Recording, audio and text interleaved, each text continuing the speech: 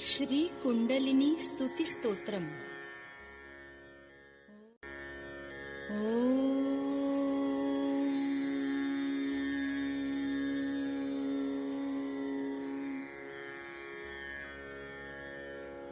जन्मोद्धार निरीक्षणी हतरुणी वेदादि बीजादिमा नित्यं चेतसि भाव्यते भुवि कदा सद्वाक्य संचारिणी मां पातु प्रियदास भावक पदं संघायते श्रीधरा धात्रीत्वं स्वयमादिदेववनिता दीनातिदीनं पशुम्।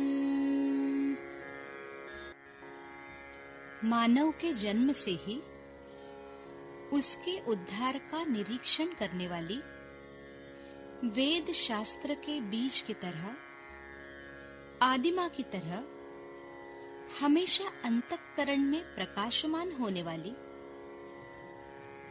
पृथ्वी पर सर्वदा सुख देने वाली, सर्वदा ज्ञान में संचार करने वाली, अपने प्रिय भक्तजनों को भावनिक स्तर पर संगठित करने वाली, कांति, तेज, शोभा धारण करने वाली स्वयं आदि देवता, हे सुंदरी, दीनों में अति दीन पशु जैसी हमारी अवस्था है। कृपा करके हमारा रक्षण कीजिए। रक्ताभामृत चंद्रिका लिपिमयी सर्पाकृतिर्निद्रिता जागृत कूर्म समाश्रिता भगवती त्वं मां समालोकय। मांसोद्गन्ध कुगन्ध दोष जडितं वेदादिकार्यान्वितम् स्वल्पस्वामलचन्द्रकोटिकिरणैर्नित्यं शरीरं कुरु।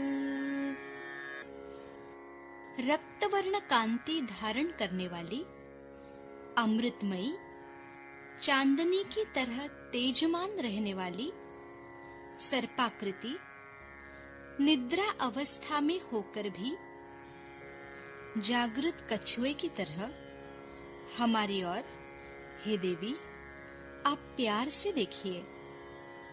सर्व दोषों से युक्त इस नश्वर देह को कोटि कोटि निर्मल चंद्र किरणों से और वेद शास्त्र कार्यों से परिपूर्ण कीजिए। सिद्धार्थी निज दोष विस्थल गतिर्व्याजीयते विद्यया कुंडल्या कुलमार्ग मुक्त नगरी माया कुमार्ग श्रिया यद्देवं भजति प्रभात समये मध्याह्नकालेऽथवा नित्यं यः कुलकुण्डली जपपदां भोजं स सिद्धो भवेत्। सिद्धि प्राप्त करने की अपेक्षा करने वाला साधक कुंडलिनी के ज्ञान से स्वयं के दोष समझ सकता है और कुमार्ग से दूर रहकर दोष मुक्त जीवन आचरण करता है। ऐसा साधक सुबह, दोपहर या नित्य श्री कुंडलिनी स्तोत्र का स्तवन करता है वह सिद्ध पुरुष की उपाधि प्राप्त करता है। वैवाकाश चतुर्दलेति विमले वाञ्छाफलोन्मूलके नित्यं सम्प्रति नित्यदेहघटिता सांकेतिता भाविता विद्याकुण्डलमालिनी स्वजननी माया क्रिया भाव्यते यैस्तैः सिद्धकुलोद्भवै प्रणतिभिः संस्तोत्रकैः शम्भुभिः। वायु, आकाश, अग्नि एवं जल तत्वों में वास करने वाली यह श्री कुंडलिनी शक्ति अपवित्र इच्छाओं को नष्ट करती है। मानव में होने वाले माया मोहजाल को भी पूर्णतया नष्ट करती है। कुंडलिनी शक्ति हमारी माँ है। आत्म साक्षात्कारी कुल से जन्म लेने वाले साधक इस पवित्र स्तोत्र के पठन या श्रवण से उनकी आत्मा को प्रकाशमान करते हैं। वाताशंक विमोहिनी तिबलवच्छाया पटोद्गामिनी संसारादि महासुख प्रहरिणी तत्र स्थिता योगिनी सर्वग्रंथि विभेदिनी स्वभुजगा सूक्ष्मातिसूक्ष्मा परा ब्रह्मज्ञान विनोदिनी कुलकुटीराघातिनी भाव्यते। श्री कुंडलिनी माता चैतन्य रूपी लहरियों का आवरण निर्माण करके भक्तों का उत्थान सुखकारक करती है। संसार के दुखों का नाश करके ब्रह्म ग्रंथि, विष्णु ग्रंथि, रुद्र ग्रंथि आदि ग्रंथियों का भेद करती है।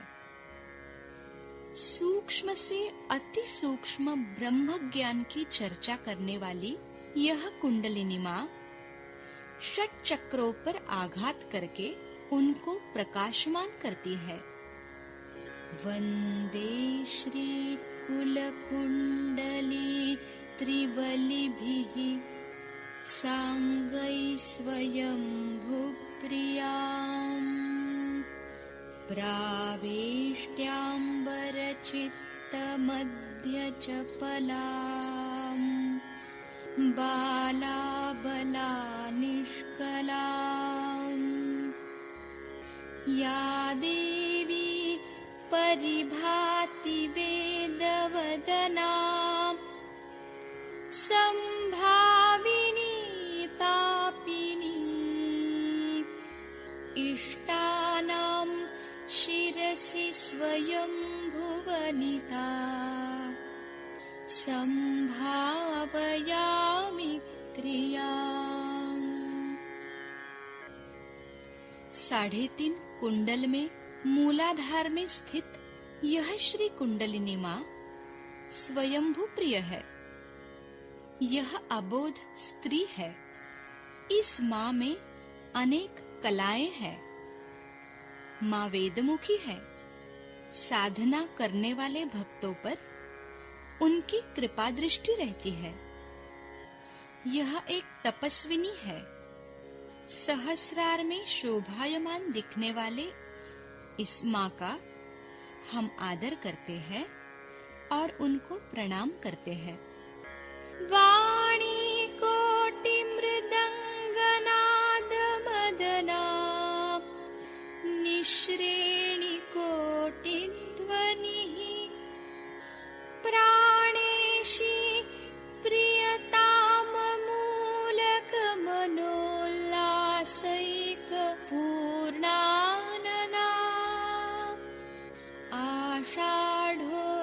भवमेघराज जनितध्वान्तानना स्थायिनी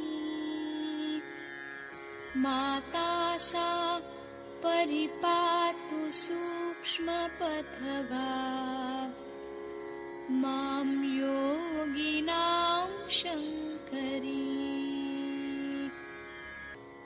कोटि कोटि मृदंग नाद का दमन करने वाली, कोटि कोटि ध्वनियों को दूर करने वाली, प्राणों की स्वामिनी, जिसका मुख कमल पूर्ण चंद्रमा की तरह है, वह अनेक आनंद रूपी वनों को उल्लसित करती है। आषाढ़ के मेघ गर्जनाओं से निर्मित अज्ञान रूपी अंधकार को दूर करती है और सदैव स्थिर रह के सूक्ष्म मार्ग सुषुम्ना द्वारा योगियों का उत्थान करके उनका कल्याण करती है। हे श्री कुंडलिनी मां, हमारा रक्षण करिए। त्वामाश्रित्य नरा व्रजन्ति सहसा वैकुंठ कैलासयोः आनन्दैकविलासिनीं शशिशतानन्दाननां कारणम्। मातश्री प्रियकुण्डली प्रियकले काली कलोद्दीपने तत्स्थानं प्रणमामि भद्रवनिते मामुद्धर त्वं पथे। हे कुंडलिनी मां, आपके आश्रय में आने वाले साधक वैकुंठ, जो श्री विष्णु जी का स्थान है, और कैलाश, जो भगवान श्री शंकर जी का स्थान है, वहां सहज जा सकते हैं। केवल आनंद से शोभायमान दिखने वाली शत चंद्रमा के तेज की तरह सुंदर हे काली मां, आप ही संपूर्ण कलाओं को श्री महासरस्वती के रूप में उत्तेजित करती है। हम आपको प्रणाम करते हैं। हे देवी श्री महालक्ष्मी, हमारा उद्धार कीजिए। कुंडली शक्ति मार्गस्थम स्तोत्राष्टक महाफलम् यः पठेत् प्रातरुत्थाय स योगी भवति ध्रुवम्।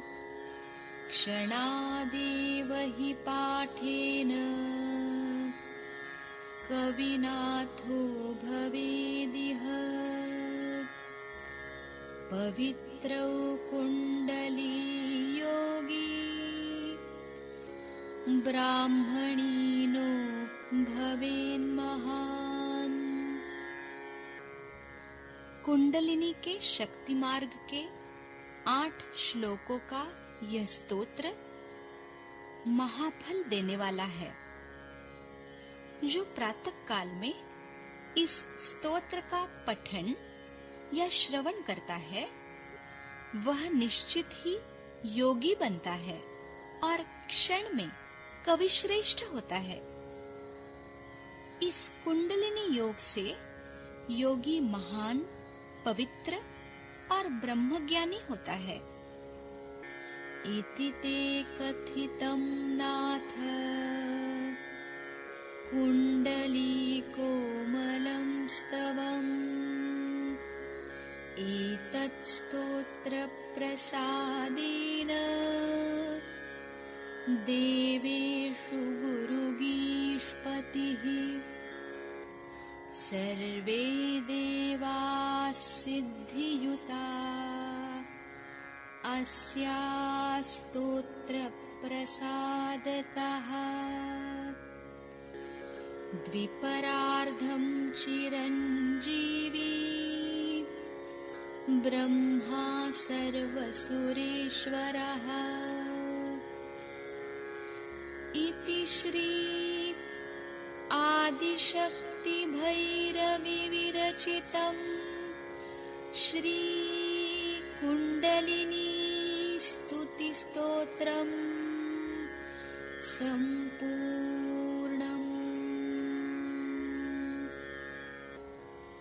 श्री आदिशक्ति कहती हैं, यह कोमल कुंडलिनी स्तोत्र की व्याख्या मैंने आपको समझाई है। इस स्तोत्र की कृपा से बृहस्पति सभी देवों के गुरु बन गए। सर्व देव देवताओं को सिद्धि प्राप्त हुई। इतना ही नहीं, सभी देवों के ईश्वर ब्रह्मदेव भी 2 परार्ध नाम से चिरंजीव हो गए। इस प्रकार श्री आदिशक्ति भैरवी विरचित श्री कुंडलिनी स्तुति स्तोत्र संपूर्ण हुआ। ओम